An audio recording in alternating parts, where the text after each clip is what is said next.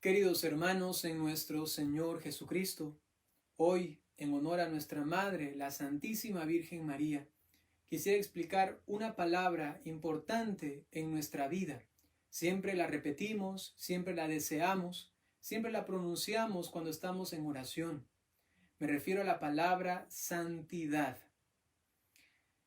El día de hoy se ha escuchado en el Evangelio que el Señor nos dice que nos ha sacado del mundo, ¿no? Y justamente la palabra santidad, agios en griego, kadosh en hebreo, implica que Dios se reserva para sí, extrayendo de un lugar, en este caso del mundo, del área profana, extrayendo de ese lugar aquello que quiere hacer propio, suyo, instrumento, ¿no? Por ejemplo, para la celebración eucarística, nosotros necesitamos el pan y el vino. Son estas dos especies las que se requieren para, se llama así en teología, para confeccionar la Eucaristía, ¿no? Pero estas dos materias, el pan y el vino, han sido reservadas, han sido privadas de un contacto profano, digamos así. No es para ponerlo encima de la mesita y poner con chocolate, cosas así. No me refiero cuando está consagrado, obviamente, me refiero antes, ¿no? No están destinadas para ponerlas en la mesa de una familia. No están destinadas para comerlas mientras uno está viendo una película.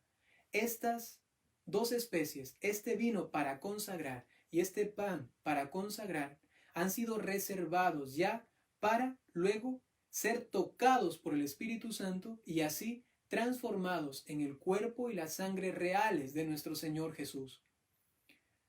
Esto ocurre también con nosotros. Si nosotros queremos vivir la santidad, implica que Dios nos saca, nos reserva, nos preserva de este mundo. Ya conocemos esta frase de Jesús: ustedes están en el mundo, pero no son de este mundo. Es decir, que estamos preservados de ser parte de este mundo en el sentido de que seamos iguales a ellos, aun cuando estemos en medio de ellos. Pero aquí viene algo muy bonito.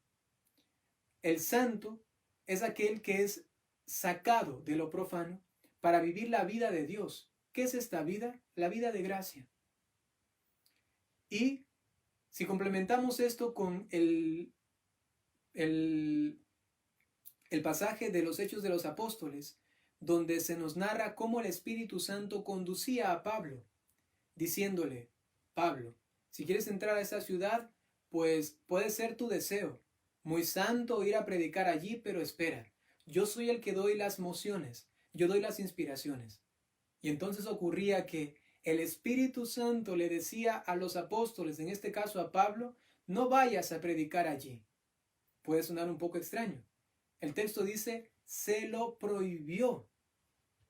Y luego quería entrar a otra ciudad, San Pablo todo animado y diciendo: ahora sí voy a estar allí, ya me imaginé, voy a comenzar la misión, voy a hacer un pequeño grupo aquí y acá, acá. Iba a entrar y el Espíritu Santo otra vez: no vayas allí. ¿Qué quiere decir esto? Que aquel que está viviendo la santidad, ya que es preservado, o mejor dicho, sacado del mundo, si somos fieles a la etimología de la palabra kadosh, ¿no? Santidad, es extraído del mundo, ¿no? Entonces, este Pablo tiene la capacidad de ser un instrumento de Dios, el cual, a pesar de sus deficiencias, a pesar de sus intenciones, el Espíritu Santo va actuando en él, porque se está dejando. Otra persona muy buena, un gran evangelizador quizá, podía haber ido a esa misma ciudad y haber dicho: yo veo que aquí tenemos mucha oportunidad, vamos y evangelicemos, ¿no? Pero quizá nunca escuchó que el Espíritu le decía: no, ahora no, no vayas allí, te prohíbo ir ahí. ¿Por qué? Porque puede ser muy bueno, pero puede ser que todavía esté como contaminado por el mundo, todavía no tiene este anhelo de santidad. Como le he dicho en otros momentos, tres son los principios, las bases para poder construir un camino real de santidad. Lo repito brevemente, un anhelo ardiente por la santidad. Segundo, un dominio de la voluntad, es decir, saber dominarse a sí mismo, morir a sí mismo. Y tercero, un director espiritual. Es bonito cómo en San Pablo también se cumple todo esto. Si analizásemos cómo él era obediente a los apóstoles, porque eran superiores a él, sobre todo Pedro, porque ellos transmitían solamente lo que ellos les autorizaban, sobre todo San Pedro, ¿no? Pero además, este Pablo con este fuego tan grande por anunciar el Evangelio, sobre todo por configurarse con Cristo, así lo dirá en una de sus cartas. Es más, dirá en otro momento, ya no soy yo quien vivo, es Cristo quien vive en mí.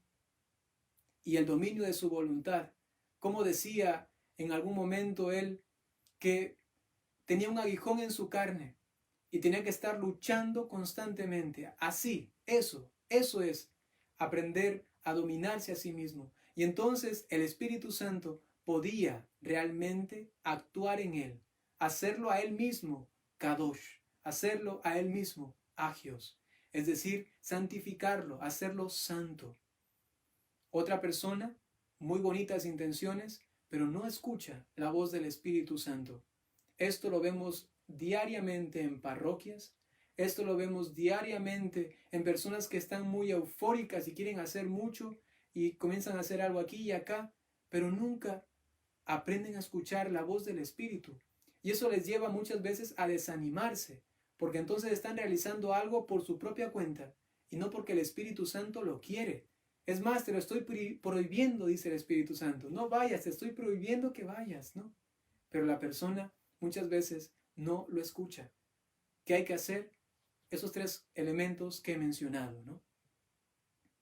Luego, entonces, después de ser sacados, luego de que el Espíritu Santo nos está tocando, como que el Espíritu Santo nos está hablando, nos está impulsando, diciendo a dónde ir y a dónde no ir, también entonces el Señor nos permite como reproducir en nuestra vida su misma persona.